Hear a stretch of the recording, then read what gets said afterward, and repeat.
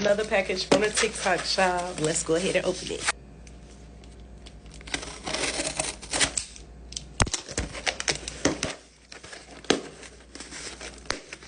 So here we have a ½ pound of rainbow candy.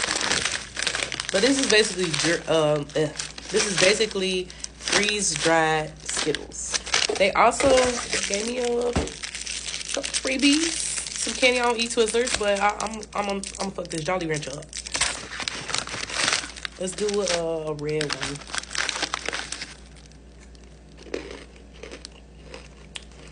Purple.